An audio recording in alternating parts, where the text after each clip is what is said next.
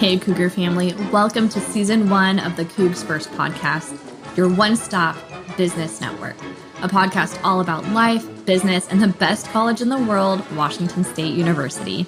Join us each episode to hear stories from your favorite Cougs, interviewed by yours truly, Kelsey Knutson, class of 2012. We're so glad you're here, and we can't wait to dive into this week's conversation. So grab a cup of coffee, crack open that beer, or pour a glass of wine, and let's kick off another episode of the CougsFirst podcast.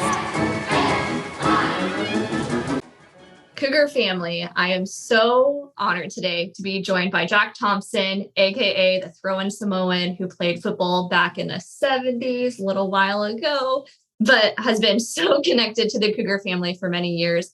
Jack went on to play for the NFL for 6 years, came back to Seattle to raise his family. His family is plugged into WSU in Eastern Washington.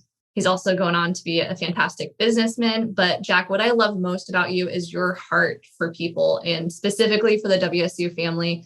You're the co-founder of CougsFirst. You also serve on the board of directors for the WSU Foundation. And we are just so lucky to have you here. Could you start by filling in any gaps? Is there things people don't know about you? Go ahead and just say a quick hello. Well, hello to you, Kelsey, and honored to be on this podcast. With the three before me, I'm really enjoying listening to these stories and give a side of Cougar, the Cougar community that perhaps might not otherwise be heard, and grateful to be a part of it. Thank you. Yeah, I actually was given a couple of must ask Jack questions. I did my research. And the first one is probably the most obvious, which is, how did the nickname Throwin Samoan come to be? Walk us through that. Well, that was in 1976, the season of 76, actually.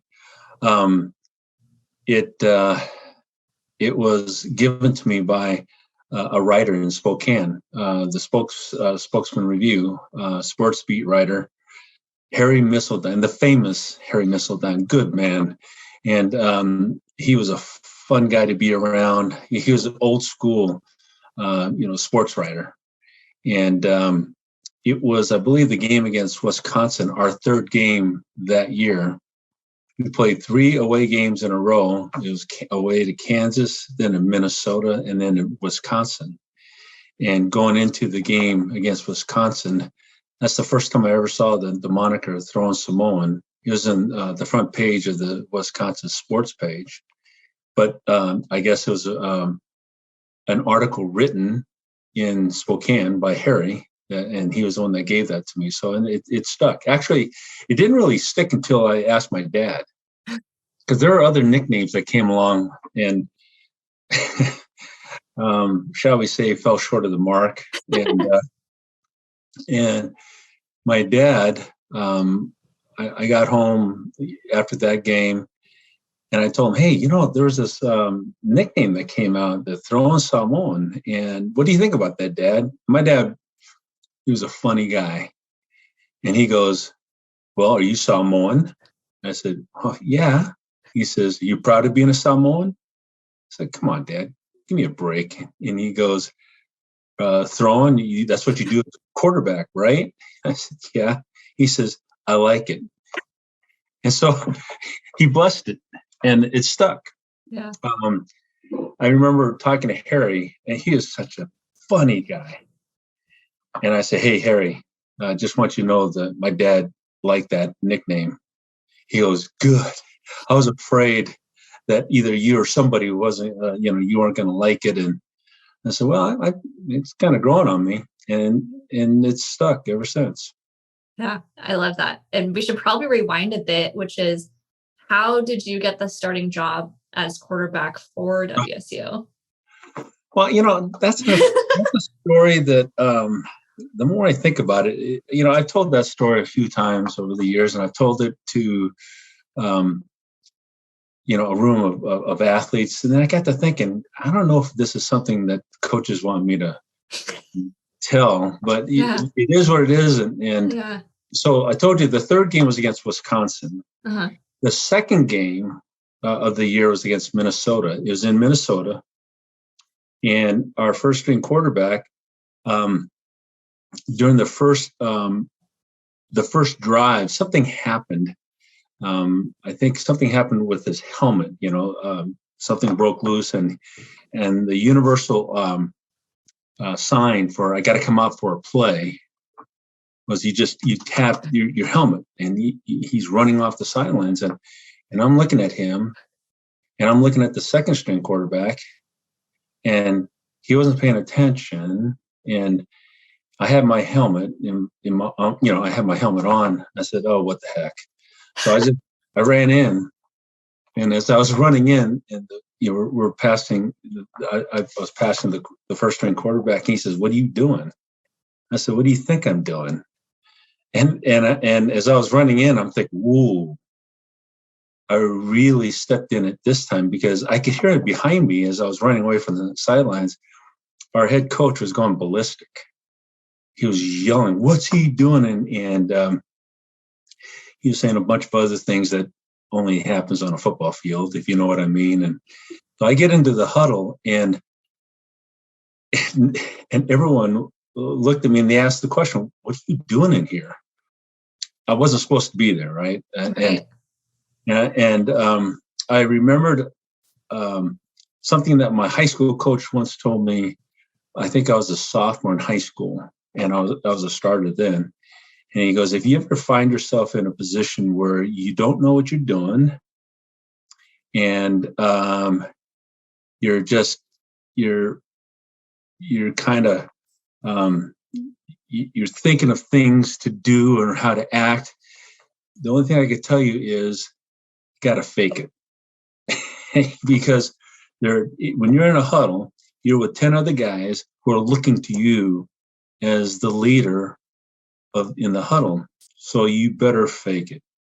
Again, if you don't know what you're doing. So I'm thinking I better really put on my best acting shoes. And I looked up, I said, "Just get the huddle, get it quiet." And I looked at the sidelines, and I could see our head coach now, he's just going nuts, angry. But now our sidelines, they had to make a decision. Do we call a timeout, waste a timeout, and then replace me? Or do we call a play? They opted, thankfully, they called a play. They signaled it. And I remember thinking, the play that they're calling, there's no way we're going to get a first down, because I think it was third down and like 8 yards to go.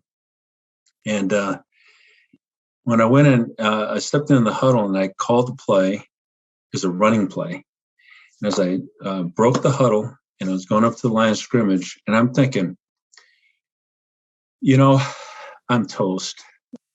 I just absolutely screwed myself in that.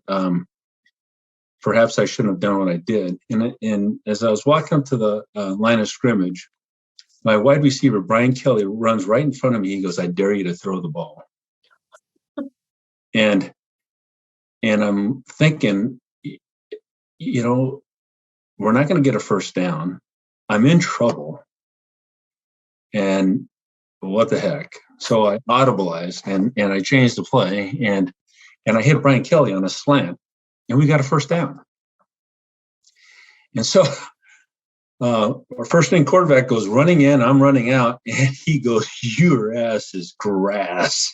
Right.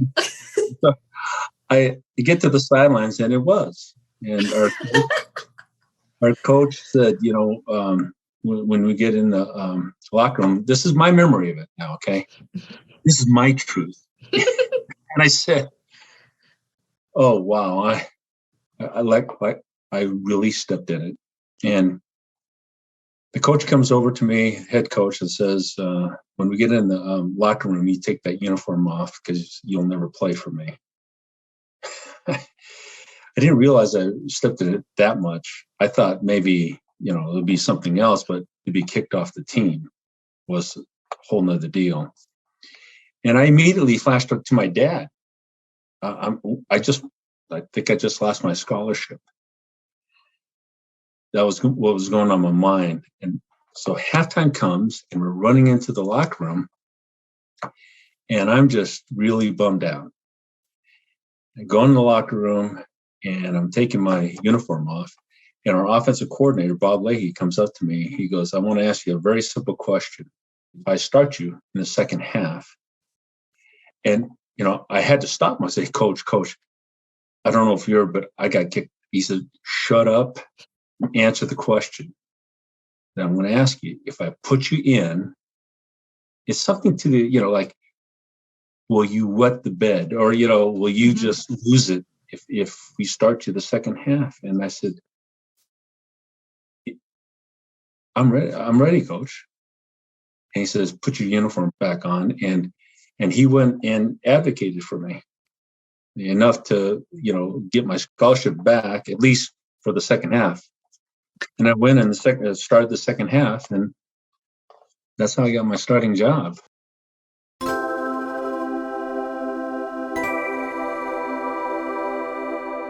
CougsFirst is your one-stop business network. Looking for a new bank or insurance? Think CougsFirst. Buying a new car? Think CougsFirst. Hiring a Coug? Think CougsFirst. Need a mentor? You guessed it. Think CougsFirst. What makes WSU great is Cougs supporting Cougs, and they are in every business. And we'll take your call. Google it at CougsFirst.org. And as always, go Cougs.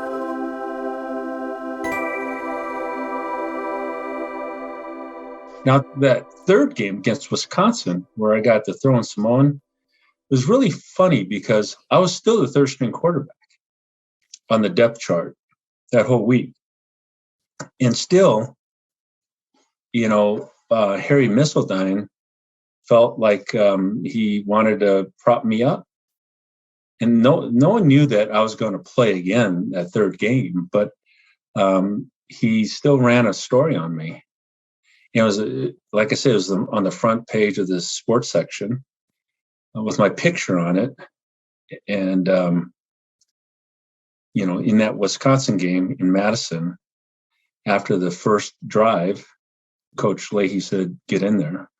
And that's how I got my starting job. Wow. And never, I didn't relinquish it after that. And, wow. I'm just so grateful for, Coach Leahy standing up for me like he did and believing in me like he did when there were a lot of people who were very angry at me at that time. But there are certain times in one's life, and I use this when I talk to people, and there are certain times to be bold, and you got to be ready, you got to be smart, you got to be bold, and be smart enough to know when that moment is, and being ready for when that moment happens to do the number. And it all came through for me at that time. So that's a cool story. Well, it's that's my story. I'm sticking with it. But it's been a wild ride, and I will say that the friends that I've made, the teammates that I had, to this day, they're lifelong friends. And it's funny, I was reading articles. We're kind of cleaning up, and I came upon an article that Harry Missildine wrote, and I think of him fondly. I don't know when he passed away many years ago, but he was a big advocate of mine, and grateful for the way he brought me up and during those days, and just brought back some great memories. That's so cool. So could you quickly speak on life in the NFL after college? Just give us a quick lowdown on what that was like, lessons learned in that experience. Strictly business. Yeah. Vastly different. Yeah. I was drafted the third pick in 1979, and went to Cincinnati. I wasn't expecting to go to Cincinnati. I was, they projected me to go in the seventh pick to the New York Giants. And Cincinnati surprised everyone and picked me third pick. And so I was there. I played in the NFL for 6 years, and it is a totally different atmosphere, different culture. Of course, it's purely business. And my time in Cincinnati, we went to the Super Bowl in '82, and after that season, I got traded to the Tampa Bay Buccaneers. Now that was a trip, literally, figuratively, and I finished off there in 1985. Yeah, in '85. Stayed down there for 5 years with my family, but then moved back home for good in 1988, I believe it was. And it was the best thing we ever did, because one of the cornerstone, what I was thinking about was getting back and getting re-engaged with Washington State University. And for me, this thing has been a love affair since '74, when I went to Washington State as a freshman, and to this day, to the day I die. It's just been a magnificent chain of events for me, being a Coug. How did you end up there? How did you decide to play for them? Well, in high school, my senior year, I was getting recruited by several teams, but by no means was I the number one recruit in our state. We had a lot of great players coming out that in '74, and I was set to go to the University of Washington. I came to America in 1960 and came directly to Seattle. And my father had been here for since '57. I was born in '56. He came in '57. My mom came in '58. So my sister, my brother, and I stayed with family down in Samoa. My mom and dad raised enough money to send for me. So I came in '60. And the minute I got off the plane, my dad was a Husky already. I mean, we lived in Seattle, and I was brainwashed. I was going to be perfectly involved, and then a few things happened along the way that kept me from going there. It was my senior year in high school, the season of '73. They're going after me hard. Except I was known as what we call a lay down recruit, and a lay down recruit is very simply someone that you don't have to waste your time, energy, or effort, and they're still going to come. And so they literally didn't waste much time with me, and because they knew I was going to come there. But in the process, their head coach, we live in Seattle, not 10 minutes away from University of Washington, and their head coach called and said, this is near the end of the football season of '73, and said, I'll be coming your way. I'd like to meet your dad. The home visit, right? And I said, oh, this is great. So I woke my dad up, who worked as a machinist at Boeing, and he worked at night. So he was sleeping during the day. So I'd wake him up, and he couldn't believe that their head coach, who he idolized, was coming to our house. He'd shower and shave, and we were all excited. He never showed. And I was really hacked off. But my dad, he said, that's okay. I'll meet him another time. And sure enough, he called again a week or two later, and he did it again after I woke my dad up, and now I was really mad.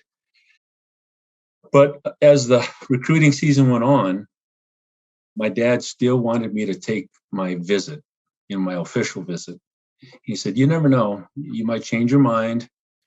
And so I took my trip to University of Washington. And sure enough, when I got there, oh boy, those, that purple and gold was really making an impact on me. I'm now there, and I was walking around the stadium, and wow, that was just a trip for me. And it was such a weird time. But then, as what happened, the head coach would have he would meet with the players. The last thing you do as a recruit is to meet with the head coach. And I went in, and I was looking at him, and I was ready to commit.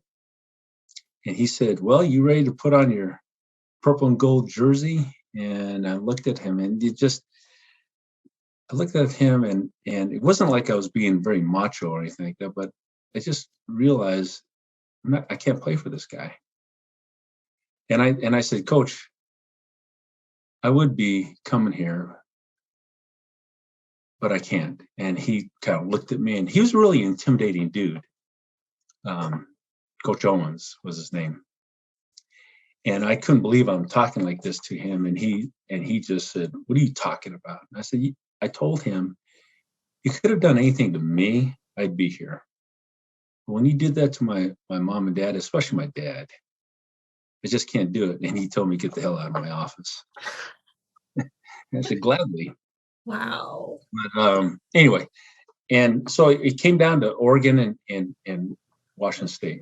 And my dad had the final hand on the decision.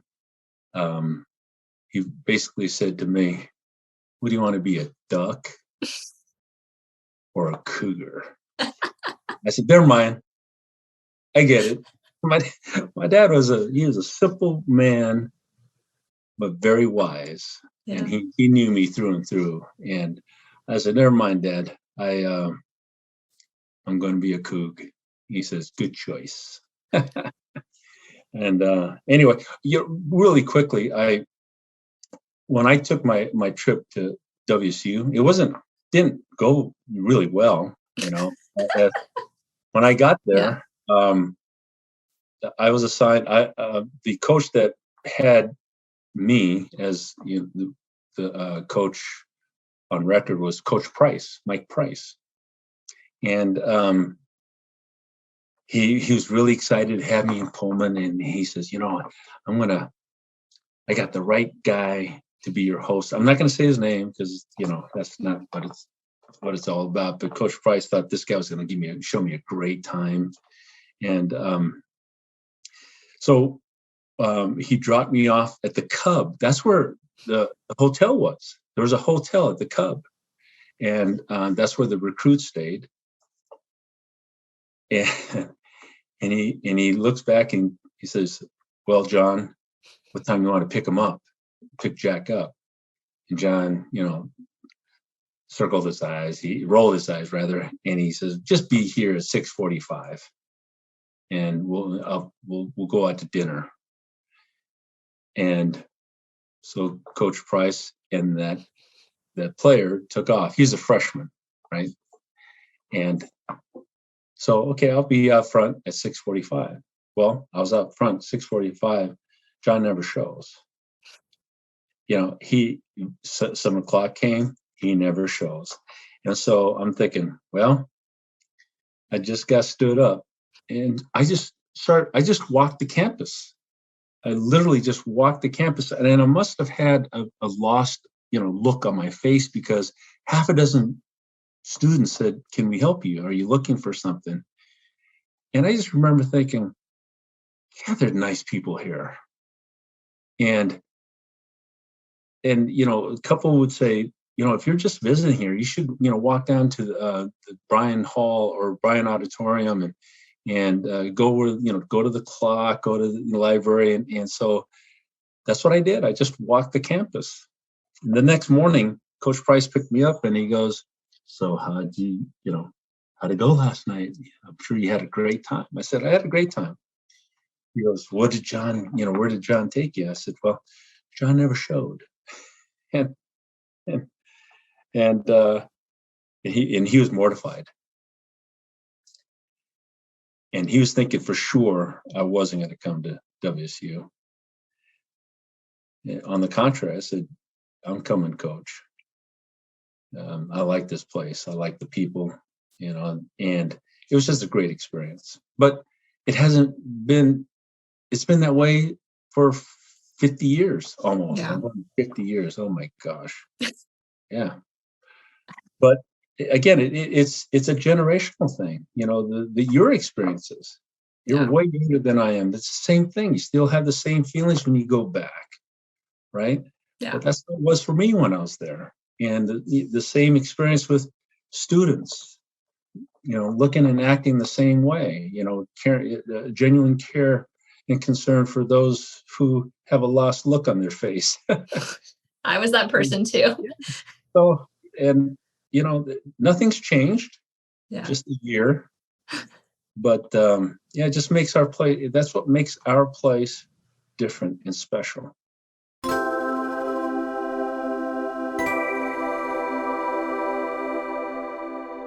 What makes WSU great? Cougs support Cougs, and they are in every business and want to give you a good deal. Looking for a new bank or insurance? Think CougsFirst. Selling your house? Think Cougs first. Need to plan a party? Pick a venue or set your menu? Think Cougs first. Did we make our point? Start to Google it at CougsFirst.org. And as always, go Cougs!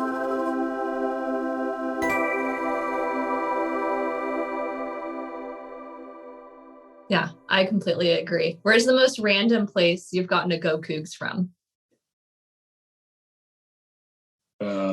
I'd say American Samoa.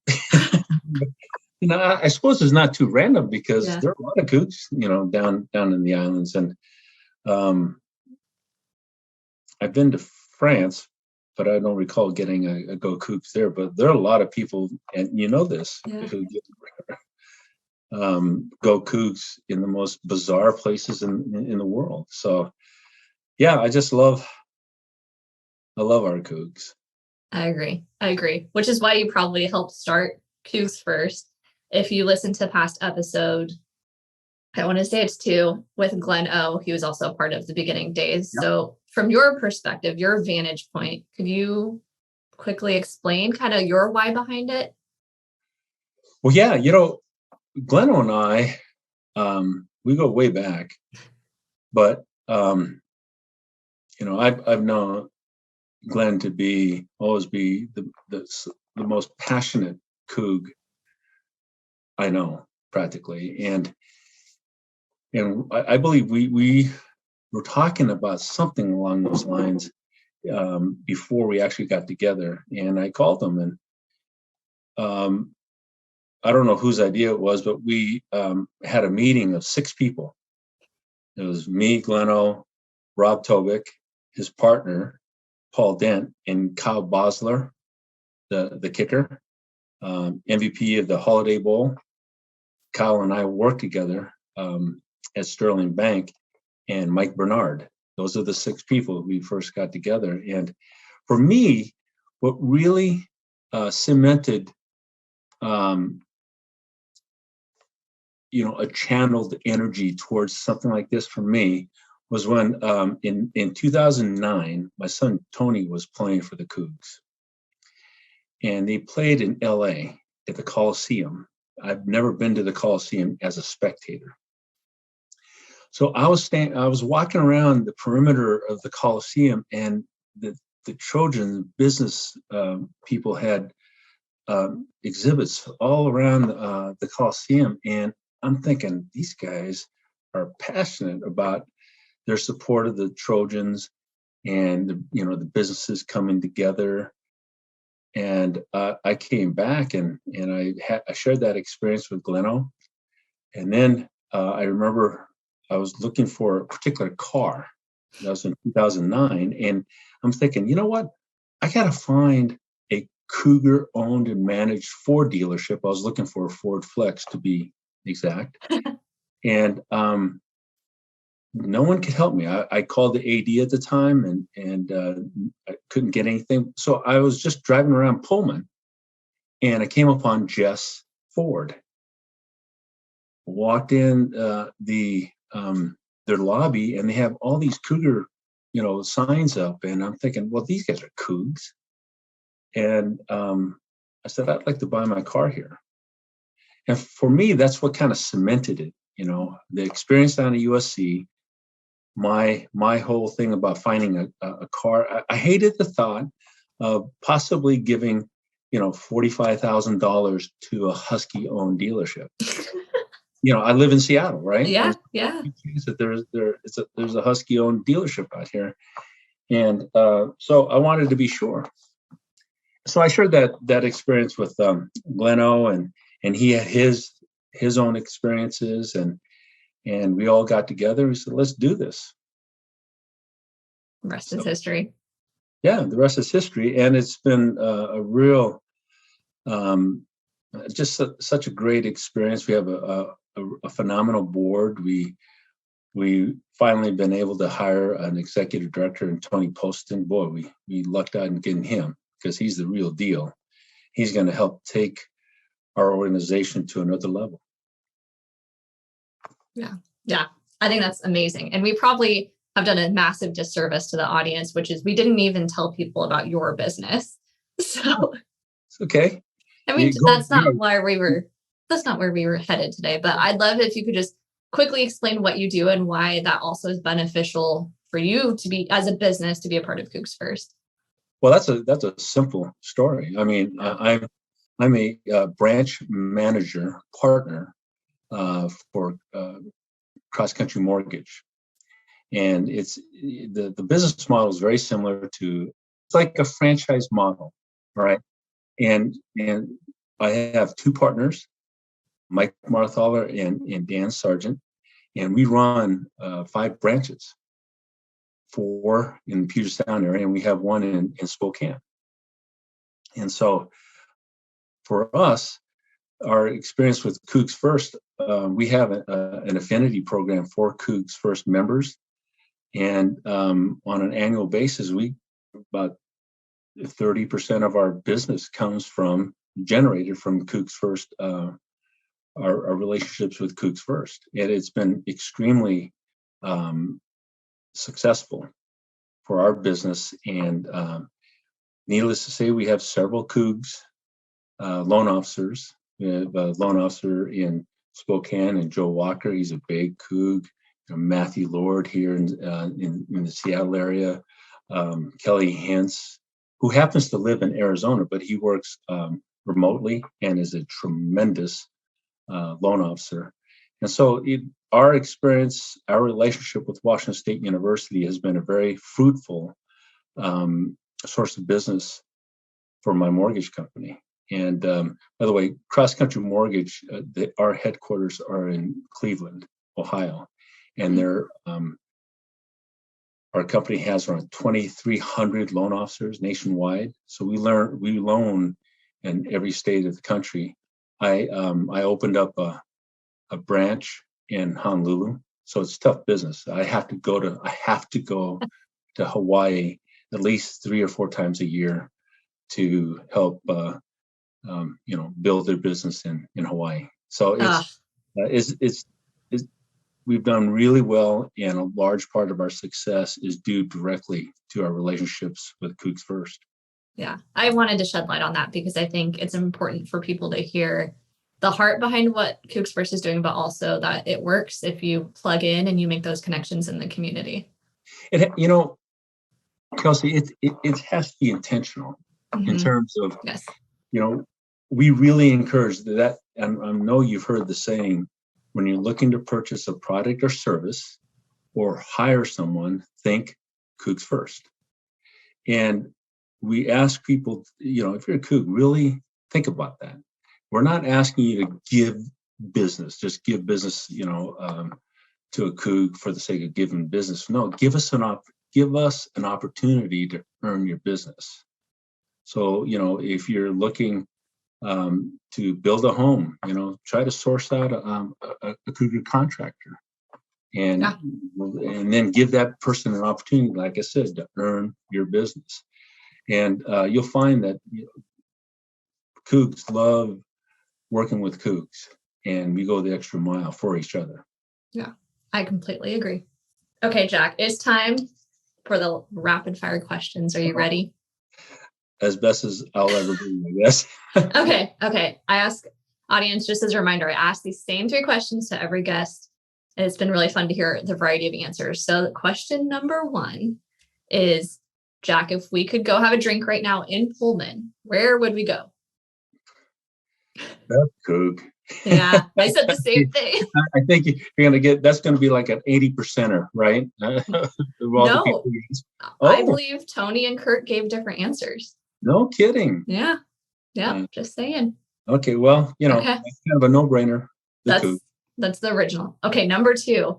If you could only see one WSU football game in person, which one would it be? Well, because it's special in many, I kind of said it earlier, for me, it would be Wisconsin. An opportunity to go back to Madison, Wisconsin, and given the story I said earlier, where that's when I really got to play. And also that's Coach Dickert's home state. I think it'd be really special. And tell you what, if we can beat the Badgers in Wisconsin, that will really shock the world. And it will help chart the course for the rest of the season for this team. Yeah, I agree. I'm excited for it. And I think we can too. So. Ooh, okay. You said it. I agree though. Okay. And last question, Jack, if you could describe WSU in one word, what would it be? Home. Mm-hmm. I know that sounds corny, but for me, it is home. It's the start of a lot of things for me. A football career, met my wife there, just a good core of my friendships come from, Washington State University. So for me, it's home. I am really strong on protecting your home. Yeah, I love that answer. Is there anywhere we can direct people to follow you, connect with you or your business or CougsFirst? I'll let you take your pick. Yeah, I think the simplest thing to do is to go on CougsFirst.org. It's very simple. Yeah. And, just Google us. I love that. That's a Glen O generated right there. Just Google us. Yeah. Makes sense to me. Sounds good. We'll have that in the show notes, everyone. Jack, thank you for your time today. I so appreciated our conversation. So thank you and go Cougs. Likewise, Kelsey. It's a real pleasure. And go Cougs. Go Cougs.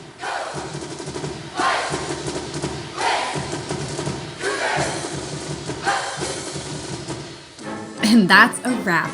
Thanks for hanging out with us on the CougsFirst podcast. We hope you leave feeling inspired, entertained, and encouraged to support yet another awesome Cougar-owned business. If you like what you heard, do us a huge favor and leave a review for the CougsFirst podcast on Apple, Spotify, Stitcher, or wherever you listen. Be sure to subscribe to stay up to date on the latest episodes, and please share this podcast with your fellow Cougs. And remember to thank CougsFirst for all of your products and services. But until the next episode, let's end it with a good old-fashioned Go Cougs!